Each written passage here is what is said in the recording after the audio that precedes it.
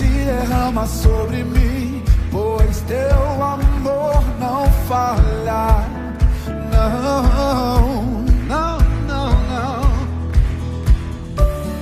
Tu és o mesmo pra sempre. Teu amor não muda. Se o choro dura uma noite, a alegria vem pela manhã. Se o mar se enfurecer, eu não tenho que temer, porque eu sei que me amas e o teu amor não. Lá, lá, lá, lá. Oh, oh, oh. Lá, lá, lá, lá. Oh, se o vento é forte e profundo o mar, tua presença vem me amparar, pois teu amor não falha. Não, não, não, não. Difícil é o caminhar, nunca pensei que eu fosse alcançar, mas teu amor não falha. Não falha, não falha, não. Tu és o mesmo pra sempre. Teu amor não muda. Se o choro dura uma noite, a alegria vem pela manhã. Se o mar se enfurecer, eu não tenho que temer, porque eu sei que me ama. Teu amor não falha.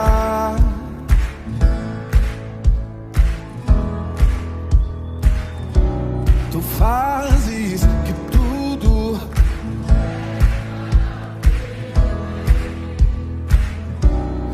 fazes que tudo coopere para o meu bem.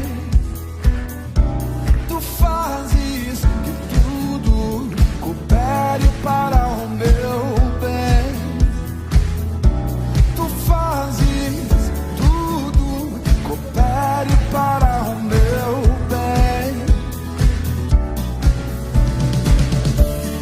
Tu és o mesmo pra sempre.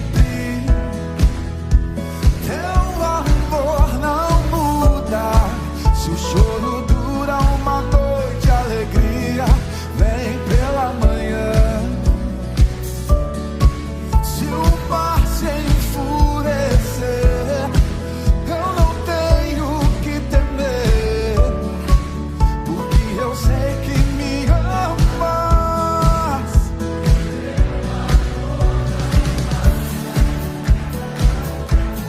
Lá, lá, lá, lá, lá, lá,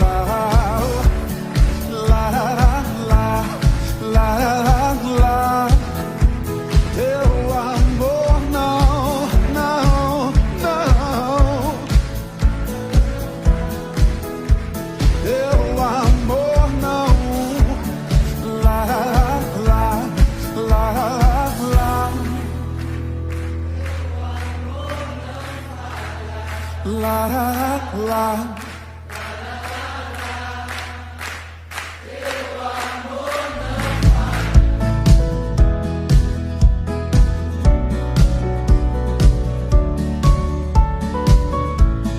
Teste, você.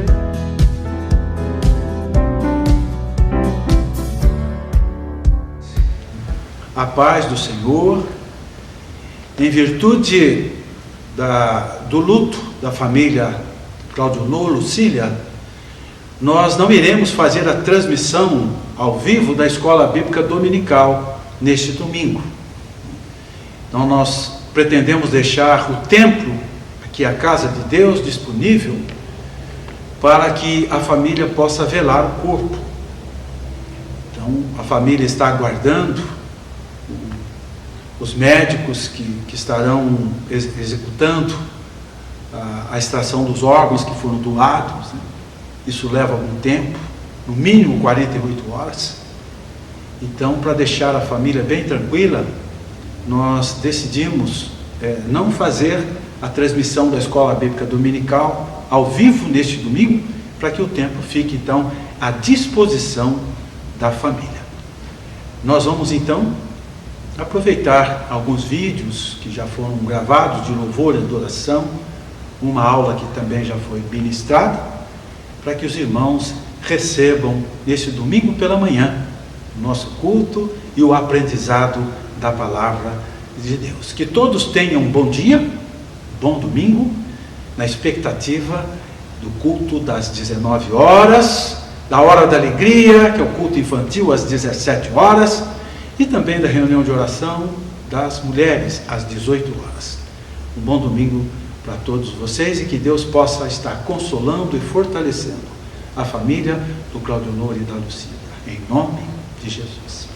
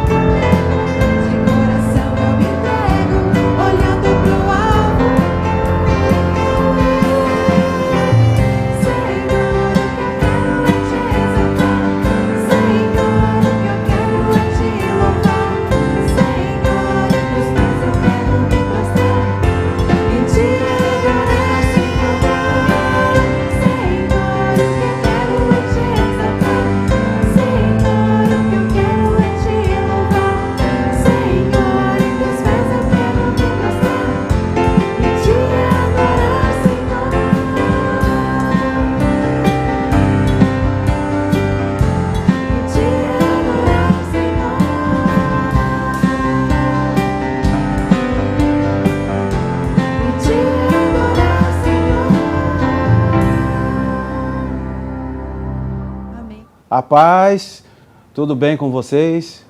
Em virtude desses tempos difíceis que nós estamos vivendo hoje, por conta do coronavírus ou Covid-19, nós vamos ter a oportunidade de conversar um pouquinho. A doutora Janine, ela fez a gentileza de estar aqui com a gente para essa breve conversa, a doutora Janine Ruth Barnett. A doutora Janine, ela é nefrologista, ela tem duas filhinhas pequenas. Qual o nome mesmo das suas filhas? Priscila, que tem 10 anos, e Amanda, que tem 4 anos, e meu esposo chama Renato. Ela trabalha na clínica de hemodiálise Nefromed. Ela também é evangélica, filha de um casal de amigos, pastor John Barnett, dona Ana Barnett. E agradeço a gentileza de você estar aqui com a gente para esta breve entrevista. Né? É um prazer. Obrigado pelo convite. E nos ajudar também um pouquinho. Eu tenho algumas perguntas, que são perguntas, na verdade, práticas, né? Mas vinda de uma profissional da área, eu tenho certeza que as suas respostas poderão nos ajudar bastante no processo da educação, esse período que nós estamos enfrentando. Quais são os primeiros sintomas do coronavírus? Esta pergunta, ela parece de rotina, mas eu achei importante, pertinente fazer para você, porque eu tenho uma irmã que trabalha na Santa Casa e ela comentou comigo que tem muitas pessoas que procuram aí os prontos atendimentos, né, hospitais, desesperadas, em pânico, achando que elas estão infectadas, mas na verdade elas não estão infectadas, elas estão assustadas. Né? E eu queria então deixar essa primeira pergunta para você. Quais são os primeiros sintomas que a pessoa normalmente sente ao sentir-se infectados por esse vírus? Então, os sintomas principais são febre, né? Então, febre, cansaço, fadiga e tosse seca. Esses são os principais sintomas. Agora, existem outros sintomas que podem vir também e às vezes são os que aparecem, como dor de garganta, coriza, né, o nariz escorrendo, congestão nasal, até diarreia. Mas os principais, o que chama atenção, a maioria dos casos é febre, é cansaço, prostração e tosse seca. Né? Então, febre, né? Teve febre, está com tosse seca, está com cansaço, aí a suspeita é grande que seja coronavírus. Isso não significa... Covid-19. Isso não significa que a pessoa esteja infectada, mas os sintomas são bem semelhantes a uma pneumonia, uma gripe, né? Mas exatamente. É bom fazer porque é suspeita. Então, o que é interessante? Esse vírus, nunca ninguém teve contato com ele. É um vírus novo. Então, numa população geral, se ninguém se cuidar, se não tiver isolamento, a possibilidade é que 80% de nós nos infectemos, porque ninguém tem imunidade. Então, em torno de 80% pode se infectar. Né? Então, por isso que quando o paciente chega com febre, com tosse seca, com cansaço, a primeira suspeita atualmente tem que ser pensar em Covid-19. Tá certo. E quais seriam os procedimentos, então, bem práticos para evitar essa contaminação? Você falou da quarentena. Então, a gente tem que imaginar o seguinte, a transmissão principal, ela é através da tosse e do espirro. Então, quando a gente tosse, quando a gente espirra, você tem liberação de gotículas, né? E elas podem chegar até mais ou menos 1 metro. Então, o pessoal está falando que você tem que ter uma distância de quem está tossindo ou espirrando de pelo menos 1 metro, agora estão falando até em 2 metros, mas pelo menos 1 metro. Porque a hora que você espirra, a hora que você tosse, essas gotículas, elas são liberadas. Então, se você estiver muito próximo da pessoa, você aí inala essas gotículas e aí você adquire o vírus, né? Então, se você tiver contato próximo, você pode adquirir se a pessoa estiver infectada. Quando a pessoa tosse, ela também, essas gotículas, elas se espalham na superfície das coisas. E aí elas podem permanecer na superfície eles não sabem exatamente, às vezes horas até dias. Certo, né? Certo. Então é por isso que o que a gente tem que fazer? Distanciamento, né? Pelo menos 1 metro de distância das pessoas. E também, a hora que a gente toca nas coisas, evitar de aí você tocar o seu rosto, né? Olhos, nariz e boca. Porque aí o vírus está na sua mão e você introduz para dentro do seu organismo. Então, a prevenção básica é lavagem das mãos. Certo. Então, e lavar bem as mãos, né? Seria com só água e álcool sabão. gel? Não, o ideal é água e sabão. É Interessante. lavagem das mãos com água e sabão. Porque desapareceram esses produtos das farmácias, dos supermercados, né? Você vai comprar álcool gel, não tem. Não tem. Então, o álcool gel é mais quando você está numa situação, por exemplo, fora de casa. Né? Então, você pega e usa um álcool a 70% para você poder matar os vírus. Mas, se você chegou num ambiente que tem uma pia, aí você já aproveita e já lava as mãos. Né? É bem mais fácil, né? Esse que é o principal, é lavagem das mãos. Outra dica importante é assim, quando a gente vai tocar os objetos, por exemplo, vai digitar alguma coisa, uma senha, alguma coisa, você deve usar a sua mão que não é a mão principal. Então, se você é destro, você usa a esquerda. Por quê? Porque na hora que você está digitando, e aí você vai coçar o nariz, é uma coisa instintiva. E você sempre usa a sua mão principal para você coçar os olhos, alguma coisa. Então, eu não tinha tentar pensado ter nisso, né? Porque o meu netinho, ele é destro.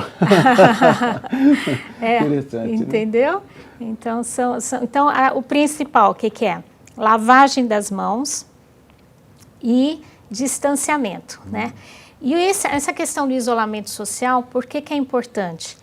Porque com o isolamento social, você evita de um número menor de pessoas se contaminarem. Porque o que eles estão dizendo? Se você deixar sem isolamento social, em torno de 80% das pessoas vão adquirir o vírus. Desses 80%, em torno de 20% vai ter o quadro mais grave. E desses 20%, 5% pelo menos vai precisar de UTI. Certo. Então, se você tiver um boom, muita gente infectada, você vai ter um número maior de pessoas que vão ter a doença grave maiores, é evidente, né? E mais gente precisando de UTI. E aí tem um colapso do sistema de saúde. Tá certo. Tem se ouvido muito falar de que esta vacina de prevenção já está sendo desenvolvida. Você tem alguma notícia se nós já estamos a caminho da cura? Não. Isso aí vai demorar, eu acredito que 1 ano, pelo menos, talvez ano que vem a gente já tenha uma vacina, mas para essa situação atual, não. No momento, não. No momento é mais a prevenção mesmo, né? E qual é a faixa etária que corre mais risco de ser contaminada? Então, contaminado, todos estamos propensos. Agora, se sabe que as pessoas que têm mais risco de ter doença grave, né, de ter a falta de ar, insuficiência respiratória, são aqueles acima de 60 anos e aqueles que têm alguma doença crônica. Então, pressão alta, diabetes, insuficiência renal, né, aqueles que fazem diálise, aqueles que têm doenças pulmonares, os que usam imunossupressão, então, aqueles que têm doenças autoimunes, como lúpus, artrite reumatoide, também aqueles que estão fazendo tratamento para câncer, com quimioterapia, radioterapia. Essas pessoas, elas têm maior risco de desenvolver a doença grave. Né? Tá certo. E uma última pergunta para você, porque a doutora Janine, ela é evangélica, e eu gostaria muito de ouvir suas palavras agora como evangélica, né?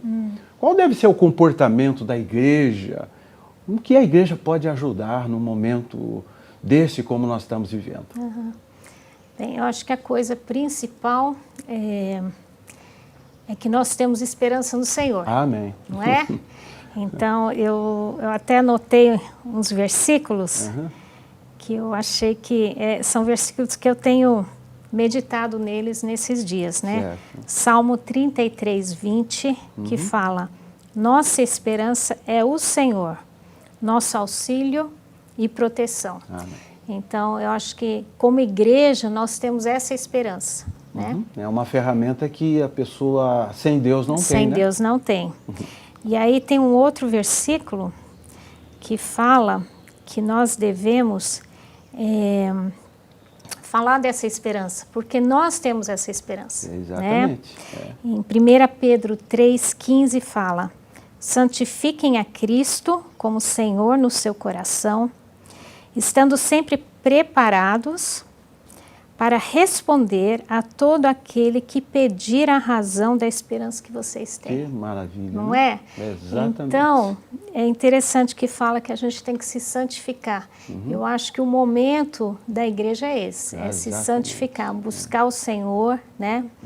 E santificarmos e transmitirmos essa esperança que nós temos em Jesus, né? Amém. Porque Deus está no controle. Exatamente. Né? Deus está no Deus controle. está no controle. E nós sabemos que Deus essencialmente é amor e Ele tem um propósito nisso tudo, né? Muito bom. Então eu acho que essa é a coisa principal. E do ponto de vista prático, eu acho que lembrar que nós como igreja, nós temos que obedecer às autoridades locais. Então, no momento está se falando em isolamento social e a gente tem que dar o exemplo, a gente tem que fazer isso. Concordo, né? Concordamos. Eu quero agradecer muito você, a doutora Janine, por ter vindo aqui. Nós sabemos que você é ocupada, já deve estar correndo para o seu trabalho. Né? Deus possa abençoar muito a sua vida, toda a sua casa, a sua família. Muito obrigada. Né? E que certamente a igreja ela vai crescer bastante com essas palavras, vai refletir bastante com essas palavras que nós estamos passando para todos. E foi de grande valia e grande edificação espiritual para nós também, como Igreja Cristã Evangélica do Jardim. Muito obrigado, um abraço, a gente se vê por aí. Muito obrigada.